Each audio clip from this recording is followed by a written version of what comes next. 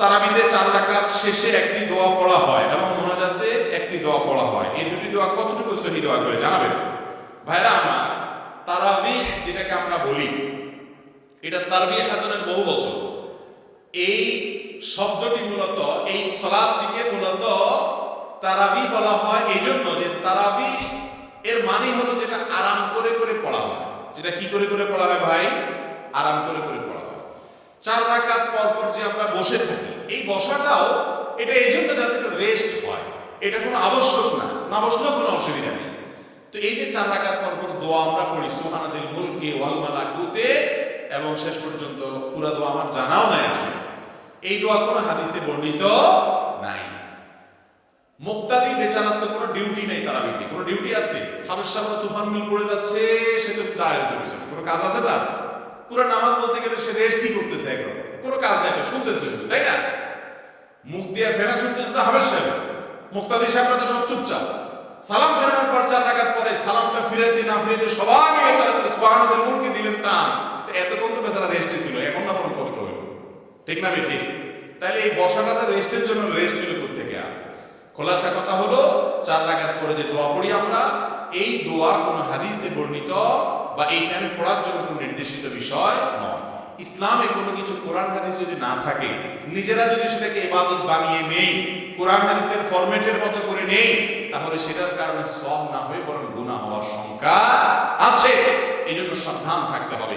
4 রাকাত পরে কোনো দোয়ার শিক্ষা ইসলাম দেয়নি আমাদেরকে, কোরআন হাদিস দেয়নি। আপনি কেন ওটা বানিয়ে পড়বেন? আমাদের অনেক যুবকরা আছে, যুবক তারাবি পড়ে না। কিরে বাবা কেন তারাবি পড়তে চাস না? হুজুর এখন ওই যে তারাবির দোয়া মুখস্থ করতে পারি, আছে না নাই? অতএব এই সমস্ত ভুলভ্রান্তি থেকে আমাদেরকে বেরিয়ে আসতে হবে।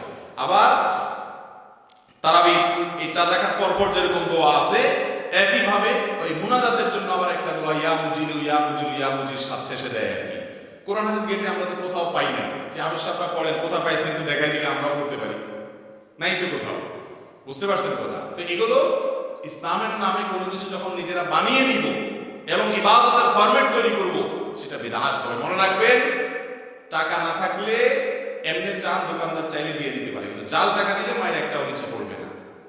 আমল নাই, আল্লাহর কাছে বললেন আল্লাহ আমল বেশি করতে পারি না, যা পারছি আল্লাহ চাইলে মাফ করে জান্নাত দিতেও পারেন, কিন্তু নকল আমল করছেন, ইসলামের নামে ভেজাল জিনিস নিয়ে গেছেন, খবর আছে, বিদআত করলে জাহান্নাম ঠিকানা। অতএব আল্লাহ তাআলা আমাদেরকে বিদআত থেকে বেঁচে চলার তৌফিক দান করুন। আপনি বলবেন বাপ দাদার 14 গোষ্ঠী করে আসছে, এখন আবার নতুন নতুন কথা শুনি। আমি বলবো বাপ দাদা তো হাল চড়ছে, আপনি কোনো বিদেশ গেছেন? দুনিয়াটা তো ভালো বুঝেন যে বাপ দাদা হয়তো একটা কিছু করতে পারেন নাই, আল্লাহ আমাদের যতটুকু তৌফিক দিয়েছেন ততটুকু করছেন, আল্লাহ হয়তো সেটাই কবুল করবেন, কিন্তু আমাদেরকে আল্লাহ তৌফিক দিয়েছেন, আমরা সঠিকটা জানতে পারছি। অতএব ভুলটা আমাদেরকে অবশ্যই ছাড়তে। আমাদের বাপ দাদারা বেশিরভাগ ভালো কাজ করছেন আলহামদুলিল্লাহ, 2-4টা মানুষ হবে তাদের ভুল হয়েছে, আমাদেরও ভুল হচ্ছে কিছু, হয়তো আমাদের পরবর্তী প্রজন্ম ছেলেমেয়েরা এসে ধরবে যে আমাদের অমুক হুজুর অমুক বাবা এটা ভুল ভুলে গেছে। যদি ধরে কোরআন হাদিসের আলোকে ভুল প্রমাণ হয়, তাহলে আমাদেরটাও বাদ দিবেন, যেটা সঠিক প্রমাণ সেটা গ্রহণ করবেন। মুসলমান কখনো অন্ধবিশ্বাসী হবে না। দলিল কোরআন হাদিসের দলিলের বাইরে গিয়ে বাপ দাদার 14 গোষ্ঠী করে আসছে, ওই অজুহাত দিয়ে মুসলমান কখনো ভুলভাল কিছু করতে পারে। মক্কার মুশরিকরা এই কথা বলতো, যখনই আমাদের নবীজি তাদেরকে বলতো একত্ববাদে আসো, তাওহীদে আসো, তারা বলতো যে আমরা আমাদের বাপ দাদাকে যে অবস্থা দেখেছি মাল ফাইনা আলাইহি আবাআনা, আমরা সেটা ধরে রাখবো। এটা কোনো ভালো কথা না। বাপ দাদা যে ভালো কিছু রেখে যান সেটা ধরে রাখতে হবে। একটা কথা বলি, আমাদের বাপ দাদারা এই বাংলাদেশের প্রতিটি গ্রামের কিছু সৌন্দর্য ছিল, সেগুলো আমরা ধরে রাখি না। ওই বেদাতগুলো ভুলভালগুলো ধরে রাখছেন, ভালোগুলো সব ছেড়ে দিচ্ছেন। বাপ দাদার মধ্যে অনেক ভালো জিনিস ছিল কি ছিল না? আমাদের বাপ দাদারা তাদের বাপ দাদাদেরকে, মুরব্বীদেরকে সম্মান করতো কি করতো না? আজকাল যুবক পোলাপানের মধ্যে আছে এগুলা? তো বাপ দাদার যেগুলো ভালো ছিল সেগুলো সব ছেড়ে দিছে, ঠিক না ভাই? ঠিক। আমাদের বাপ দাদারা তাদের বাপ দাদার দিকে মুখের দিকে তাকায় কথা বলার সাহস পাইতো, কি পরিমাণ সম্মান করতো। বয়সে বুড়া হয়ে গেছে, এরপরে যে মা জুতা দিয়ে পিঠে নিচের দিকে তাকায় থাকতো। আর এখন 4 বছরের বাচ্চাকে একটা ধমক দিলে এমনি করে তাকায়, কারণ ঠিক না ভাই? ঠিক। বাংলাদেশে মানুষের কিছু সামাজিক সৌন্দর্য ছিল, সেগুলো হারিয়ে গেছে ভাইরা আমার, নষ্ট হয়ে গেছে আমাদের যুব সমাজ, তারা বসে যাচ্ছে। অতএব বাপ দাদার ভালোগুলোকে আমরা ধারণ করে রাখবো ইনশাআল্লাহ। তবে তাদের ভুলভাল কিছু থাকলে তারা মানুষ ছিলেন বলে উঠতে না, সেগুলো আমরা গ্রহণ করব না। অতএব তারাবির 4 রাকাত পর পরের দোয়া, তারাবির শেষে মুনাজাতের দোয়া, এগুলো কোনোটাই কোরআন বা হাদিসের কোনো নির্দেশ নয়।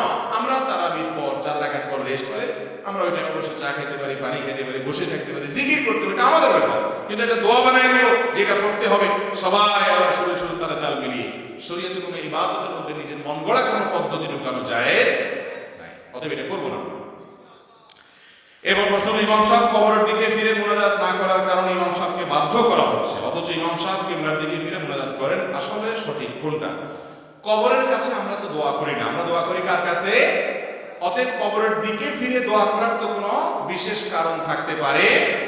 আপনি কিবলামুখী হয়ে যে কোনো দিকে আল্লাহর দিকে ফিরে আল্লাহর কাছে আপনি দোয়া করতে পারেন, কিন্তু কবরের দিকে ফিরে তাকালে যারা কবরের কাছে প্রার্থনা করে, কিছু লোক আছে না যে কবরের সব মানুষের কাছে সাহায্য চায়? কবরের কাছে সব মানুষের কোনো সাহায্য করার ক্ষমতা আছে?